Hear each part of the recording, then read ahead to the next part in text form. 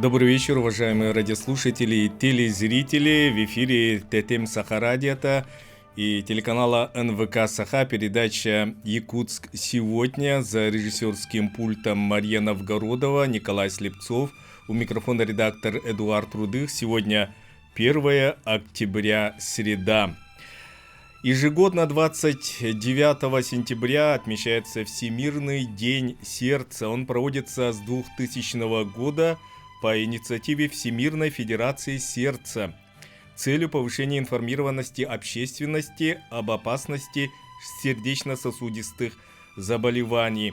И начиная с понедельника, с 29 сентября, по всей стране проходит неделя ответственного отношения к сердцу.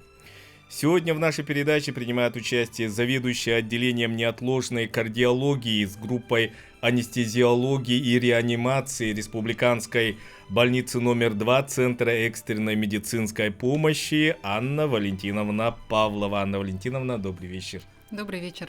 Добрый вечер, уважаемые слушатели, зрители программы «Якутск сегодня». Спасибо за приглашение. Я напоминаю нашим радиослушателям и телезрителям, телефоны прямого эфира 32 00 66 и 32 11 66.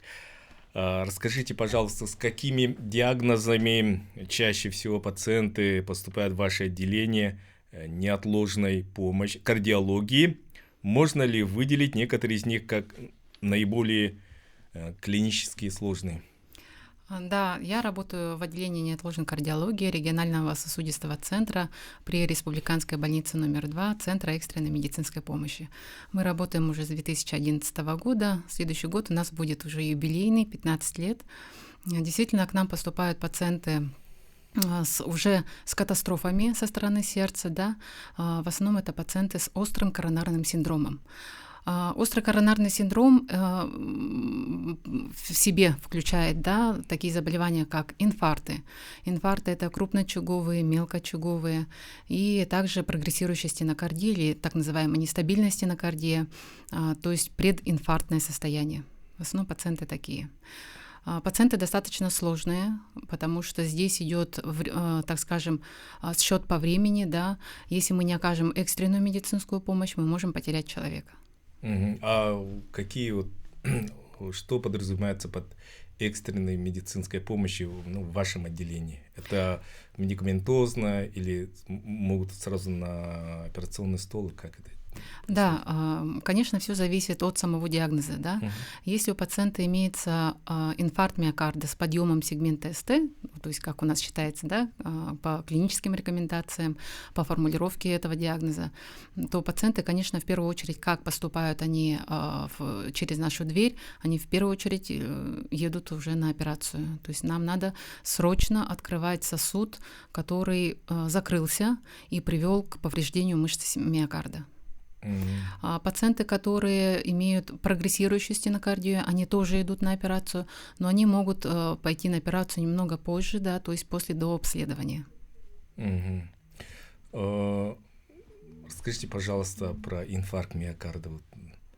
Очень часто мы это слышим, мы читаем про это заболевание. Да, инфаркт миокарда, это уже катастрофа.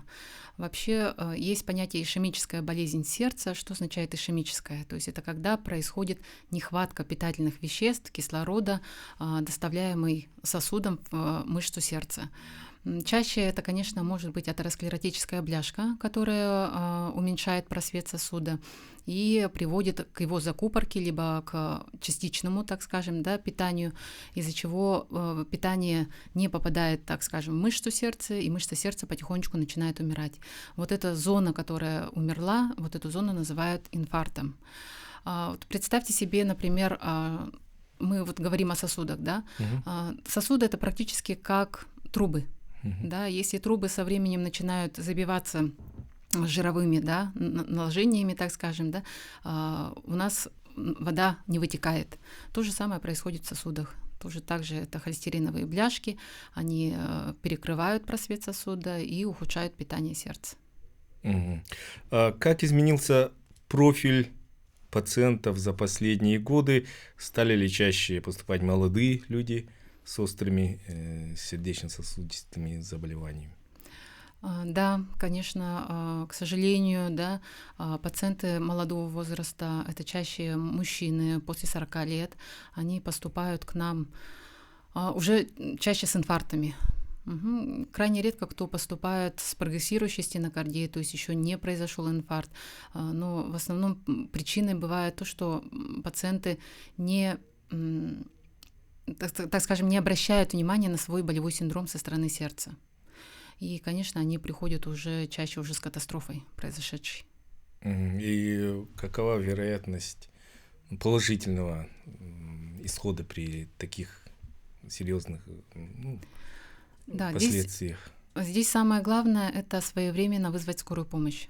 Мгм. Скорая помощь приезжает, смотрит, снимает в первую очередь ЭКГ, да, ну, конечно, уточняется по жалобам, по анамнезу заболевания, снимает ЭКГ, если по ЭКГ они видят, что идет инфаркт миокарда, они в экстренном порядке везут к нам. Мгм. Мы, соответственно, в первую очередь должны своевременно доставить его в операционную и как можно быстрее открыть сосуд. У молодых это чаще бывают именно тромбозы, то есть когда сама холестериновая бляшка, она разрывается и приводит к воспалению, и в области этого воспаления начинает формироваться тромб. То есть свои же форменные элементы, они перекрывают сам просвет сосуда. Нам надо срочно этот сосуд открыть, чтобы быстрее восстановить кровоток, да, и, соответственно, улучшить качество жизни в дальнейшем пациента. Вы говорите, вот чаще мужчины, да? Да. А женщины, или из-за чего это зависит? Ну, имеются факторы риска, Мгм. да, в первую очередь это, конечно, курение, это ожирение и гиперхолестеринемия. Например, многие молодые люди уже 40 лет получают, так скажем, СМС, да, о том, чтобы прошли диспансеризацию, да. Нужно не игнорировать данное сообщение.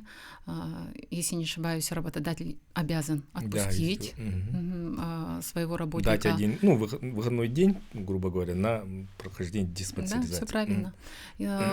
Соответственно, человек идет в поликлинику, обращается к терапевту, терапевт направляет на исследование, хотя бы что минимальный спектр исследований проводится, но самое главное — это определение сахара крови, да, определение холестерина, узнать, какие имеются жалобы у пациента, анамнестические данные, наследственные факторы, да, и, соответственно, уже оттуда отталкиваться и направлять по узким специалистам, если есть на то показания. Да, и проводят ЭКГ, кстати. Да, и там действительно, это я не сказала. уже видно, что с сердцем, как. К сожалению, очень многие, особенно мужчины, игнорируют первые симптомы, думают, это пройдет, может, я просто устал и так далее. Вот какие симптомы, помимо боли в груди, должны заставить человека немедленно обратиться за помощью? Во-первых, конечно, надо еще определить, что за боль. Боль, она может быть разная. При сердечной патологии, конечно же, в первую очередь боль может быть сжимающего, давящего характера, ноющего характера за грудиной, которые могут отдавать в руку, в челюсть. Да? В основном это связано с физической нагрузкой. То есть, если, например, человек идет более 100 метров, он спокойно идет, то как бы ничего. Если уже за 200 метров, 300 метров появляются какие-то симптомы, то нужно уже задуматься. Если раньше, например, не беспокоили боли. Также могут быть сопровождаться болевые ощущения и с одышкой. Так мы называем еще эквивалентной стенокардии. Это когда появляется при физической нагрузке одышка, которая проходит, когда ты успокаиваешься, например, останавливаешься, стоишь, отдыхаешь. Это тоже. То есть одышка это тоже может быть. Это тоже может быть эквивалентом стенокардии. Например, у пациентов с сахарным диабетом, если еще стаж, так скажем, сахарного диабета достаточно высокий, да, может быть и безболевая ишемия. То есть это когда мы можем увидеть только на ЭКГ, что есть какие-то изменения ишемические со стороны сердца. А на что следует обращать внимание, чтобы отличить сердечную боль от проявлений остеохондроза? Как я еще раз говорила, это при физических нагрузках.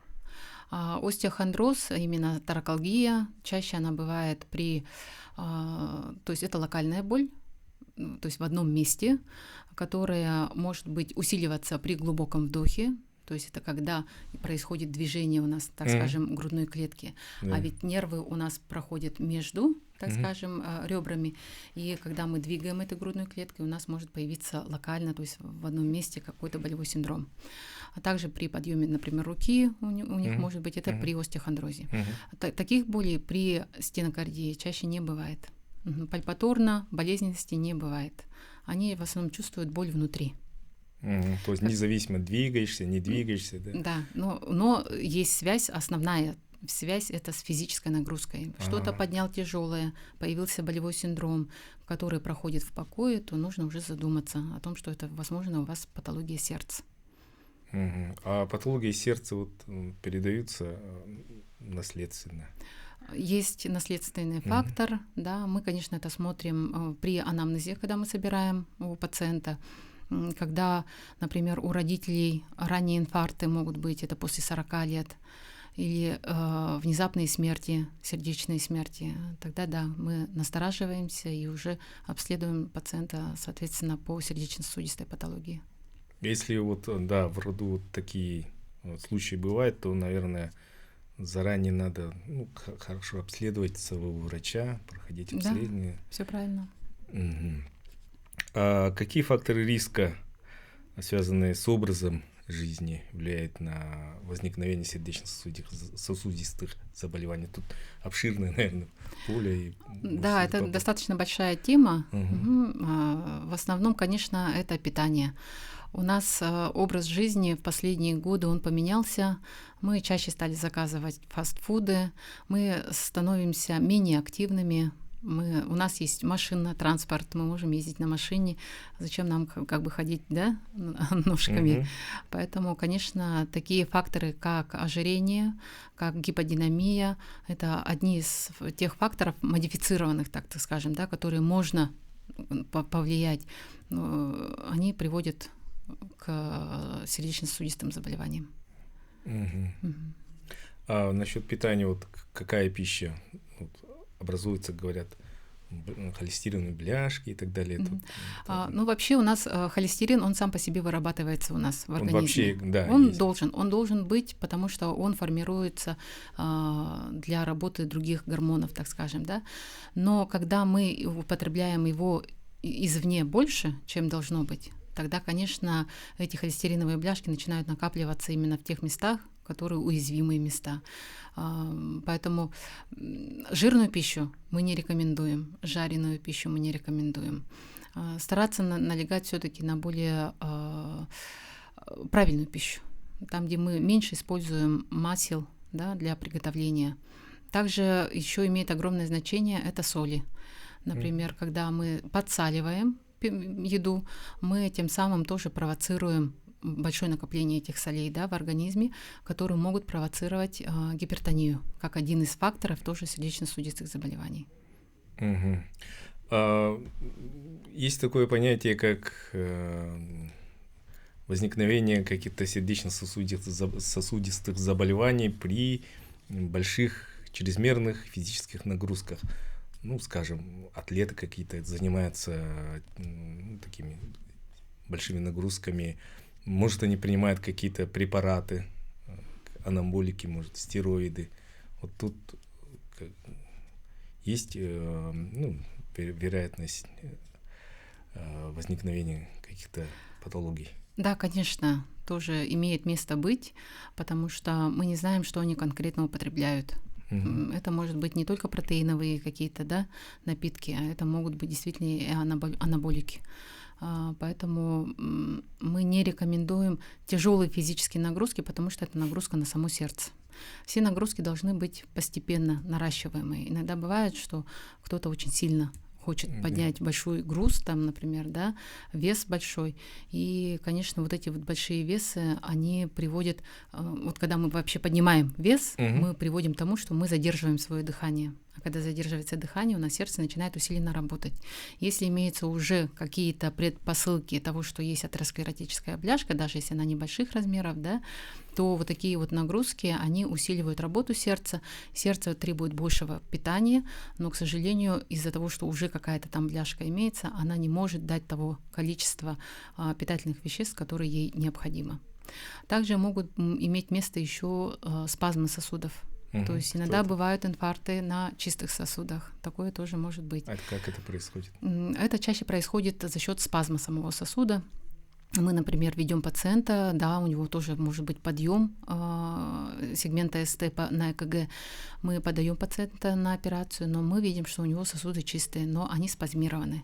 Тогда мы вводим специальные лекарственные препараты, которые расширяют сосуды, и, соответственно, этот сосуд, расслабляясь, он опять восстанавливается, и кровоток тоже восстанавливается.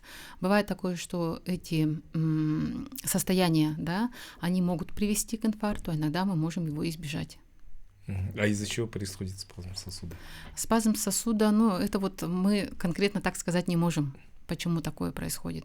Но именно вот у нас гладкие мышцы, которые находятся в самих сосудах, они спазмируются. И они приводят к таким вот осложнениям. Также еще имеются мышечные мостики, то есть тоже сам сосуд, он хороший, но есть мышечный мостик, это то есть когда есть своя какая-то аномалия сосуда в сердце, которая, так скажем, у нас сердце — это мышечный орган, и сосуды, они находятся на поверхности сердца. Но иногда бывают вот эти аномалии, когда сосуд, он проникает в мышцу сердца, волокно мышцы сердца, и обратно опять выходит. И вот этот вот участок, где имеется вот этот вот мышечный мостик, мы его называем вот мышечным мостиком, малой аномалией, и из-за него тоже могут быть инфаркты. То есть пережимается. Пережимается, все правильно. А как называется болезнь, когда вот говорят, между желудочками сердца, перегородка, скажем так, да, и она начинает пропускать кровь. Ага, ну это уже пороки сердца. Это дефекты самой перегородки, либо это предсердие, либо это желудочки. Это могут быть чаще врожденные пороки сердца, просто так они тоже не появляются. Либо же это может быть с осложнением самого уже инфаркта, когда происходит, так скажем, разрыв вот этой зоны некроза, и вот такая вот достаточно грозное такое осложнение самого инфаркта, это вот может быть дефект. Операции на сердце у нас в республике проводятся, и с какого времени примерно, и на какие-то операции, какие операции производятся, и на какие операции необходимо выезжать, скажем, в другие города, там, Новосибирск, Москву. В нашей больнице, да, мы работаем давно, уже с 2011 года, как я говорила, мы работаем именно на коронарной ангиографии уже со стентированием коронарной артерии. То есть мы устанавливаем пружинку в сердце, тем самым мы, так скажем, убираем вот этот вот участок сужения, который приводит к инфаркту или к ишемии без инфаркта. Есть, конечно, операции, если, например, у пациента многососудистое поражение, то есть это когда у нас имеется 3 крупные артерии, да, которые как раз снабжают наше сердце, и вот в этих 3 крупных артериях, да, если они на всем протяжении сужены и нет возможности установки стента, конечно, данных пациентов мы уже направляем в кардиохирургическую службу, то есть это операция на открытом сердце. Это когда устанавливают шунты, либо мамарокоронарный шунт, либо аортокоронарный шунт. Ну, это в отношении, если, например, пациентов с острым коронарным синдромом. То есть открытая операция, когда вскрывают, а да. вы можете проводить операции, не вскрывая, да? Мы же проводим операции, не вскрывая сердце. Это называется малоинвазивные операции. Через сосуды? Через сосуды. Чаще мы заходим через лучевую артерию, крайне редко мы стали заходить через бедренную артерию, но мы нарушаем целостность сосуда. То есть, когда пациент идет на операцию, мы его оповещаем о том, что могут быть какие-то либо осложнения самой операции. Спасибо. Через буквально 40 секунд мы прервемся на рекламный блок. Напоминаю, сегодня у нас в гостях заведующая отделением неотложной кардиологии с группой анестезиологии и реанимации Республиканской больницы номер 2 Центра экстренной медицинской помощи Анна Валентиновна Павлова. Напоминаю, на этой неделе, эта неделя в России, неделя ответственного отношения к сердцу. И через 4 минуты мы продолжим нашу передачу.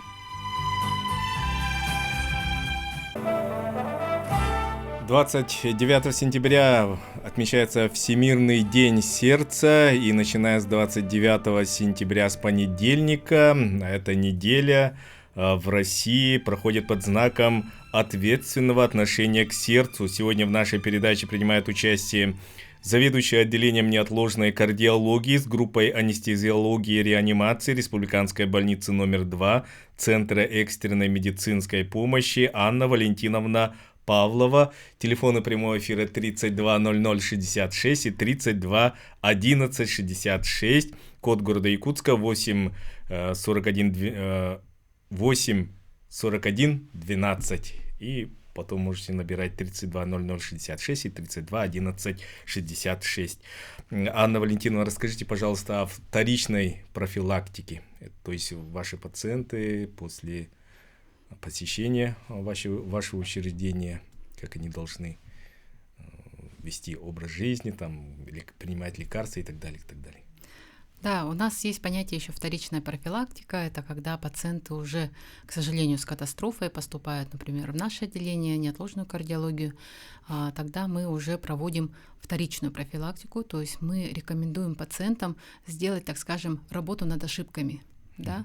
Если ранее он до катастрофы мог вести, так скажем, не совсем здоровый образ жизни, он мог курить, он мог употреблять жирную пищу, фастфуды так называемые, да? Не следить за давлением, не контролировать свои показатели холестеринов, то, конечно, уже в последующем они начинают об этом задумываться, потому что, находясь уже у нас в больнице, мы ежедневно проводим с ними беседы, мы рассказываем о диагнозе, мы рассказываем о проводимой терапии, и, конечно же, мы в дальнейшем даем им рекомендации на выписку о том, как нужно себя вести. В первую очередь, это уже поменять свой образ жизни в плане питания, то есть ограничение жирной, жареной пищи, соленой пищи, копчености. Например, не рекомендуются колбасы, да, это достаточно жирный продукт. Стараться есть более постную пищу. Также имеет место быть это контроль давления, потому что наши пациенты, к сожалению, бывает такое, что они, находясь у нас, они видят, что давление у них нормализовалось, и они могут в дальнейшем отменить лекарственные препараты, которые могут, соответственно, привести к повторным, так скажем, госпитализациям, и также может быть такие осложнения, как гипертонические кризы. Поэтому контроль давления утром, вечером, записью в дневник – это обязательно. И принимать лекарственные препараты, снижающие давление. Следующее – это нагрузки, то есть те нагрузки, которые мы им рекомендуем. В первые месяцы мы не рекомендуем тяжести более 5 килограммов. Да? Почему? Потому что надо, чтобы сердце заживало. Это вот как ранка на руке. Если появилась ранка, например, порезался, нужно время, чтобы оно зажило. То же самое со стороны сердца. Нужно, чтобы время, чтобы сердечко восстановилось и сформировалась, так скажем, хорошая рубцовая ткань, которая не приведет к перерастяжению самого сердца.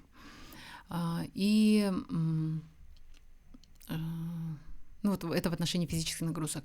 Мы рекомендуем им, например, ходить на плавание, да, заниматься ходьбой, можно заниматься легким бегом, это тоже не возбраняется. Не должны быть нагрузки именно такие, которые приводят к задержке дыхания. Таких нагрузок вообще ни в коем случае нельзя. Многие пациенты спрашивают, можно ли, особенно молодые, можно ли им заниматься половой жизнью, да, но я так скажу просто, да, что мы разрешаем, да, но просто чтобы не было это слишком, так скажем, без выраженных нагрузок, все правильно. Также... То есть вы после, я не знаю, после операции, после лечения у вас, вы рекомендуете все равно как-то двигаться? Да, не находиться постоянно в покое. Вот у меня операция на сердце, я вообще лежу я должен ходить. То есть такой легкая физическая нагрузка, да, небольшая. Да, все правильно, потому что в свое время, я даже попала в это время, уже работая, когда мы лечили пациентов с инфарктом так скажем, месяцами мы их лечили. Это не 1 месяц, это чаще было до 2, до 3 месяцев они находились в стационаре, потому что на тот момент, когда мы таких пациентов лечили, не было еще таких процедур, не было таких инновационных, да, методов лечения, которые бы сразу мгновенно открывали сосуды.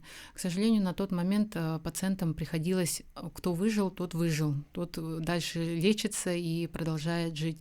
И у нас не было возможности визуализировать эти сосуды сердца, поэтому пациентам не разрешалось много ходить, потому что чаще ранние, так скажем, осложнения инфаркта, они приводили к летальным исходам из-за того, что пациент начинал активнее двигаться.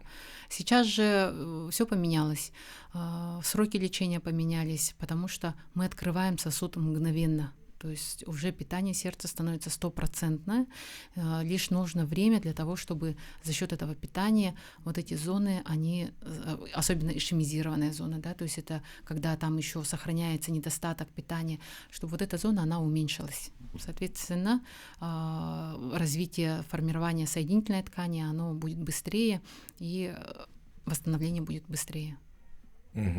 А какие могут быть осложнения стентирования? Самое грозное осложнение – это тромбоз стента. Тромбозы стента чаще бывают в тех Еще раз напомним, что такое стент. Стент – это пружинка, которая устанавливается в суженный… Она из какого материала? Она делается из металла.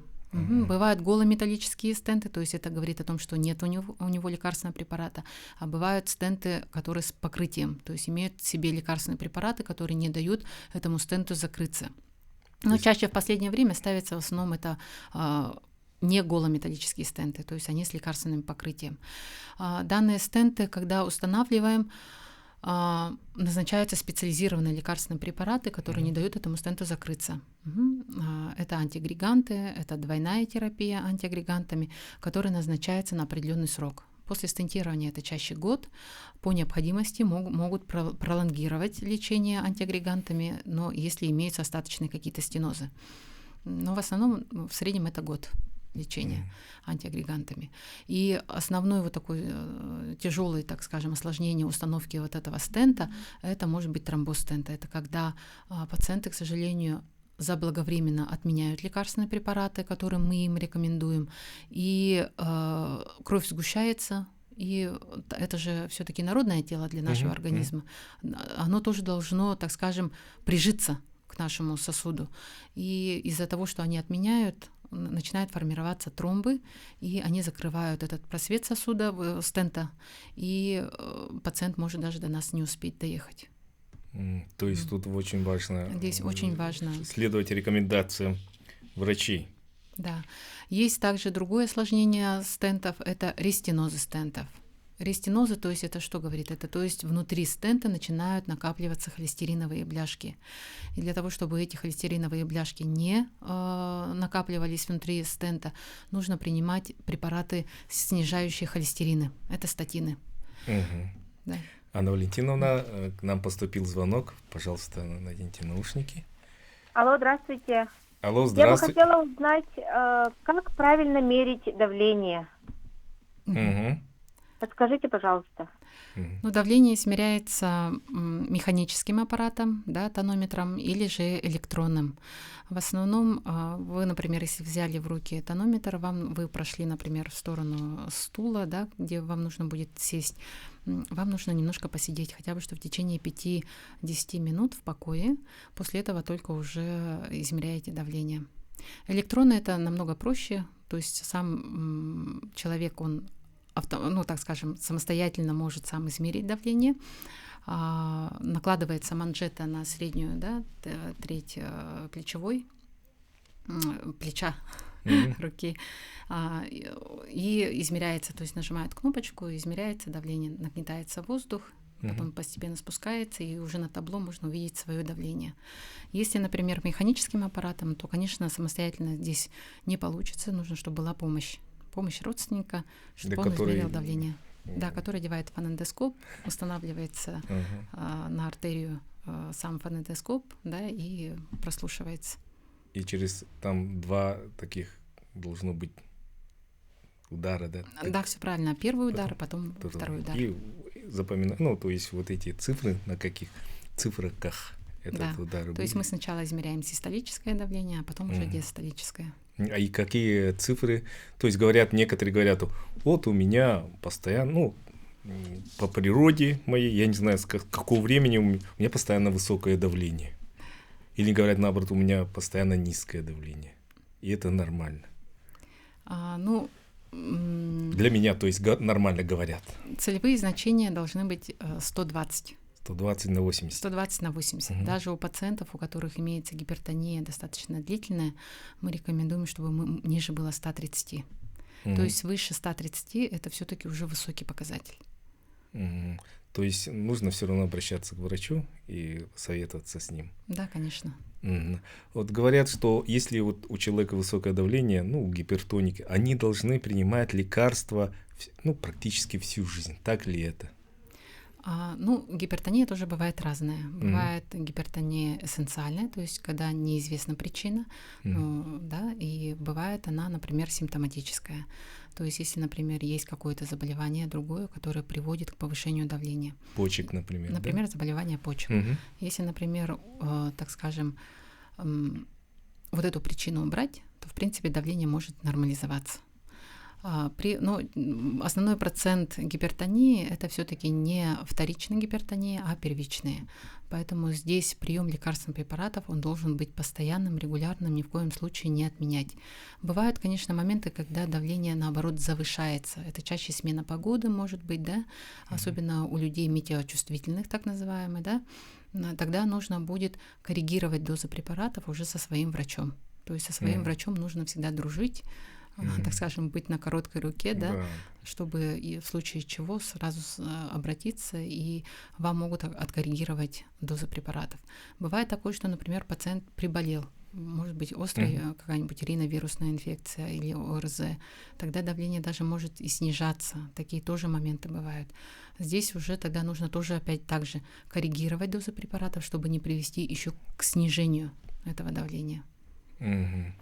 То есть, люди говорят, вот скачет давление, да, из-за погоды и так далее. Вот тоже надо с врачом советоваться, чтобы в какие-то моменты принимать лекарства. Да. К нам поступил еще один звонок. Анна Валентиновна. Алло, слушаем вас. Алло, добрый день. Добрый вечер, это с Якутска Леонид. У меня вот такой вопрос. Как различить боль сердца или невралгию? У меня вот, например, как бы болело сердце, а сказали, сердцем и все в порядке. Я вот это хотел узнать. В первую очередь, конечно, нужно будет, спасибо за вопрос, да, нужно обратиться к терапевту. Терапевт, уже с вами поговорив, она уже для себя поймет, что нужно будет для вас, какие исследования необходимы будут. Конечно, в первую очередь это ЭКГ, измерение давления, да, могут направить вас на анализы. Если все-таки она видит, что это неврологический характер, вас могут направить на консультацию к неврологу, где уже невролог вас осмотрит и даст свои рекомендации. Если это все-таки сердечная боль, то вас могут направить, и это не экстренная, например, ситуация, то вас могут направить на консультацию к кардиологу, где уже кардиолог решает дальнейшую тактику вашу. Либо это проведение каких-то физических нагрузок, да, так скажем, стрессовые нагрузки для того, чтобы определить, есть ли коронарная недостаточность и требуется ли в дальнейшем проведение коронарной ангиографии. Спасибо. Напоминаю радиослушателям, телефон в студии 320066 и 321166. Расскажите, пожалуйста, вот вернемся к вредным привычкам. Одна из таких основных. Еще поступил звонок. Алло, слушаем вас. Алло. Алло, здравствуйте. Здравствуйте. Вот у меня вопрос такой. Лет 35 назад поставили искусственный клапан у человека. Он всю жизнь принимает варфарин. У него сначала все нормально было, а сейчас уже вот столько лет прошло. Вот анализы сдает, но у него очень 5 и МНО ниже показателя. Ну, в смысле, жидкое сильно. Например, вот недавно сдавал, да, и у него 80, черточка 120 тут написано, а МНО 0,85, черточка 1,20. Это какой критерий это должно быть, когда человек всю жизнь принимает варфарин? Он одну таблетку принимает в день. Спасибо за вопрос. Ну, пациентам, у которых установлен искусственный клапан, а чаще это металлический клапан, да, все врачи, в принципе, всегда говорят о показателе МНО.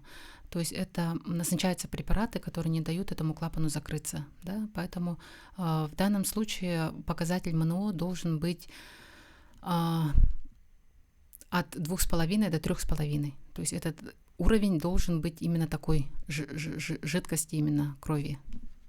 Только в этом случае мы, так скажем, профилактируем тромбообразование, потому что это тоже инородное тело для нашего организма. Это клапан, который работает постоянно, он открывается, закрывается. И чтобы вот в этом месте, где он открывается, закрывается, не формировались тромбы, нужно, чтобы была кровь жидкая. Если ваш показатель меньше 2,5, и вы принимаете таблетку только, то большая вероятность ваш терапевт или врач-кардиолог порекомендует увеличить дозу варфарина. То есть надо обратиться. Нужно обязательно обратиться к врачу по месту проживания. Еще один вопрос. Слушаем вас. Здравствуйте. У моей матери давление повышенное, принимает таблетки, не помогает. Все анализы нормальные. Спасибо. Ну, здесь имеет, конечно, огромное значение, какие таблетки принимает и какие дозы этих препаратов принимают. У нас сейчас достаточно большой спектр лекарственных препаратов, которые снижают хорошо давление. Поэтому нужно будет повторно все-таки обратиться к врачу. Если же терапевт не может, так скажем, подобрать лекарственный препарат, она имеет право направить пациента к кардиологу на консультацию, и уже под контролем врача-кардиолога идет коррекция доз гипотензивных препаратов. Но и с вашей стороны тоже имеет огромное значение, чтобы с вашей стороны тоже была помощь. Нужно обязательно записывать в тетрадку, так скажем, завести дневник давления для того, чтобы врач мог откоррегировать дозы препаратов в зависимости от того, в какое время суток повышается давление. Осталось меньше минуты до окончания нашей программы. Ваши пожелания нашим радиослушателям, чтобы у них было здоровое сердце. Я бы хотела пожелать, да, чтобы все-таки люди пересмотрели свой образ жизни. К сожалению, у нас тенденция идет к тому, что мы забываем о своем здоровье. Поэтому берегите свои сердца, ведите здоровый образ жизни, не курите, контролируйте давление, своевременно обращайтесь. Спасибо. Напоминаю, что у нас в студии была заведующая отделением кардиологии, неотложной кардиологии с группой анестезиологии и реанимации Республиканской больницы номер 2 Центра экстренной медицинской помощи Анна Валентиновна Павлова. Всего доброго, до новых встреч.